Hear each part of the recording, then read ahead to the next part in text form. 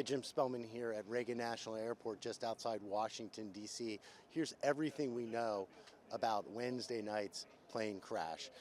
The airplane in question was an American Eagle, flight 5342, 60 passengers, 4 crew on board. It's a Bombardier CRJ 700. That's a common regional jet here in the United States. The helicopter in question, a military transport helicopter known as a Black Hawk, Sikorsky UH-60, colloquially known as a gold top. That's a helicopter used, especially here in the Washington area, to transport VIPs around, though we understand there was a 3-person crew on that helicopter, and not including any VIPs.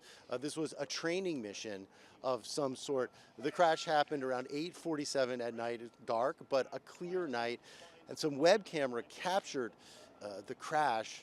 Apparently, and it appears that both the plane and the helicopter were well lit. They were clearly visible even from this web camera some distance away.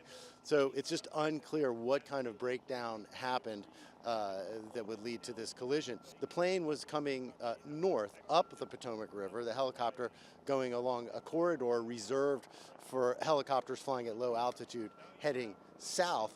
And the collision happened just roughly about 1,000 meters before that plane would have hit the relative safety of the runway.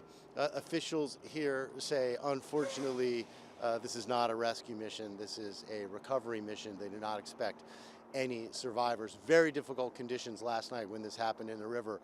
It was dark and the water is very cold. It's been very cold here this month in Washington, and if you just go a short distance upstream up the Potomac River here, it's still covered in solid ice. So this would have been freezing cold water. We understand the fuselage broke into at least 3 pieces. The investigation into what happened will be led by the NTSB, the National Transportation Safety Board. They're going to look at communications between the air traffic control tower here at the airport, between the plane and between the helicopter, and they're going to try to find the black boxes, the voice data recorder and the flight data recorder.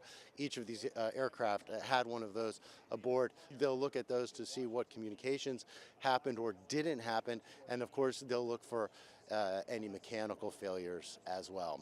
Jim Spellman, CGTN, reporting from Reagan National Airport outside Washington, D.C.